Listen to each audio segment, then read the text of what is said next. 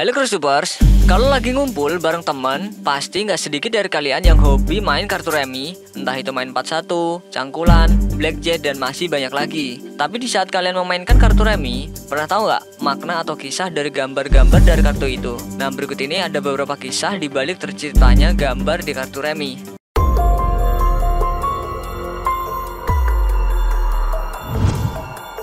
Di kartu remi, kartu bergambar Jack memang memiliki nilai yang cukup besar, walaupun nggak sebesar nilainya dari gambar Queen dan King. Tapi pernah nggak berpikir kalau di kartu remi selalu ada gambar Jack? Dan siapa sih sosok di balik Jack pada kartu remi ini? Mulai dari Jack Skop, Jack Heart, Jack Wajik, hingga Jack Keriting.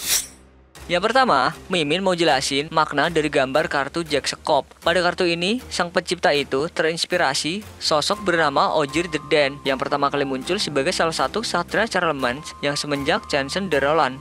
Dalam sajaknya diceritakan sosok Ojir adalah putra dari Raja Denmark Geoffrey. Ojir diserahkan sebagai sandera untuk Charlemagne dan tumbuh menjadi karakter heroik yang berperang di sisi Charlemagne. Di Jack Hati, pada kartu ini menggambarkan sosok Lahair. Beliau ini adalah seorang kesatria pedang tingkat juara di Frankia. Pada masa Perang Patai, Joan of Arc meminta bantuan Lahair untuk melawan sekutu. Mereka pun berperang dan akhirnya Lahair berhasil menghancurkan 1 dari 3 istana British. Pada Jack Keriting, sosok Sir Lancelot yang digambarkan pada kartu ini, ia adalah salah satu kesatria meja bundar dalam legenda Arthurian. Beliau ini merupakan salah satu ksatria kepercayaan Raja Arthur yang paling hebat, bahkan prajurit terbaik pada masanya. Namun sayang, untuk meruntuhkan kerajaan Arthur, seseorang yang bernama Sir Mordred memanfaatkan berita perselingkuhan Sir Lancelot dengan Ratu Jennifer yang tak lain merupakan istri dari Raja Arthur. Kalau Jack Wajik, di kartu remi ini menggambarkan sosok Hector. Dalam mitologi Yunani, Hector itu seorang pangeran dan pahlawan Troya. Dia juga merupakan putra dari Raja Priamos atau Ratu Hekuba. Dia memimpin pasukan Troya melawan pasukan Yunani dalam perang Troya. Seperti yang kalian tahu, gambar Queen atau Ratu memiliki nilai kedua tertinggi di kartu remi. Buat kalian yang belum tahu siapa sebenarnya sosok dari Queen di setiap kartu, dengerin nih penjelasan dari Mimin.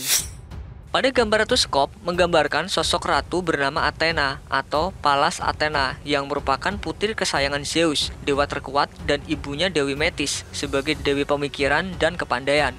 Dalam mitologi Yunani, Athena digambarkan sebagai dewi kebijaksanaan, strategi, dan perang. Athena juga dikenal sebagai dewi yang menolong para pahlawan yang selalu digambarkan dengan wanita dewasa dan tidak pernah digambarkan sebagai anak kecil. Athena ini tidak memiliki suami atau kekasih, sehingga disebut sebagai Parthenos atau perawan. Pada gambar Ratu Wajik merupakan gambaran dari sosok Rahel, seorang istri dari Nabi Yakub atau Jacob, dan juga ibu dari Nabi Yusuf dan Benyamin. Saat itu, Rahel merupakan sepupu dari Nabi Yakub yang sangat dia cintai. Untuk bisa meminang Rahel, Nabi Yakub pun mengungkapkan keseriusannya itu kepada ayah Rahel, yaitu Laban. Sebagai bentuk keseriusannya untuk meminang Rahel, Nabi Yakub bersedia bekerja pada ayah Rahel selama 7 tahun tanpa henti. Masih ada nggak nih cowok yang serius kayak gini?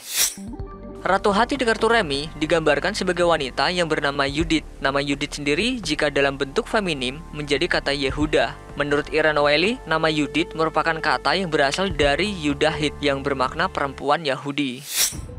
Queen of Club atau Ratu Keriting merupakan sosok ratu yang dikenal sebagai The Mother of Intuition Card atau ibu dari para kartu. Kartu ini digambarkan sebagai Argent atau berdasarkan dari kata awal yaitu Regina dalam bahasa Latin yang bermakna Queen atau Ratu. Sekarang giliran kisah di balik gambar kartu raja yang punya nilai paling tinggi. Sama seperti kartu lainnya, di setiap kartu punya kisah sekaligus makna tersendiri. Untuk yang pertama, Mimin mau jelasin gambar Raja Hati atau King's Heart. Di kartu ini menggambarkan sosok Charlemagne yang sering disandingkan sebagai saingan dari Raja Arthur. Dia berhasil mengembangkan daerah kekuasaan sampai ke Eropa Barat. Sosoknya juga disebut-sebut bapaknya pendiri Prancis dan Jerman. Dia juga tercatat sebagai kaisar pertama yang berhasil meruntuhkan Kaisar Romawi. Selama masa kekuasaannya, Charlemagne berhasil memimpin pertempuran sebanyak 54 pertempuran dalam 45 tahun terakhir. Kebal juga nih raja. Selanjutnya, sosok King Diamond atau Raja Wajik. Sosok Gaius Julius Caesar menjadi inspirasi pada Raja Wajik karena sosoknya merupakan salah satu pemimpin militer dan politikus yang sangat fenomenal di era Romawi. Hal ini dikarenakan keberhasilannya dalam melancarkan serangan pertama Romawi ke Britania. Caesar juga dikenal sebagai sosok yang sangat disiplin. Pada gambar kartu Raja Keriting, Alexander the Great merupakan sebagai inspirasinya. Sosok ini disebut sebagai pemimpin militer yang paling jenius dalam sejarah, yang juga merupakan murid dari Aristoteles. Alexander berhasil menjadikan Makedonia sebagai salah satu kekaisaran terbesar di dunia. Namun sayangnya, Alexander harus meninggal dunia di usianya yang masih muda, yakni di umur 32 tahun karena sakit yang dideritanya. Dan raja yang terakhir yaitu Raja Skop atau King Spade. Raja Skop itu digambarkan sebagai sosok Raja David yang merupakan raja yang memimpin kerajaan terbesar dalam sejarah Israel.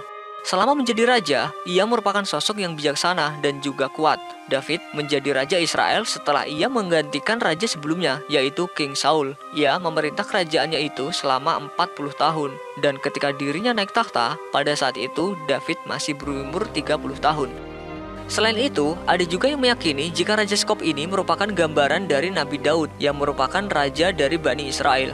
Selama memerintah kerajaannya, Nabi Daud juga dipuji sebagai pahlawan perang karena berhasil membunuh Jalut, musuh bebuyutan kerajaannya.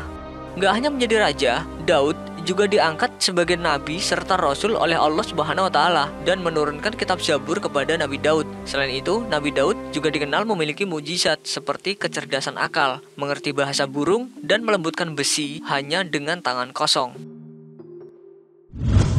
Kalian pasti ingat ada 4 lambang kartu ya, misalnya spade atau skop, heart atau hati, diamond atau wajik, dan club atau keriting.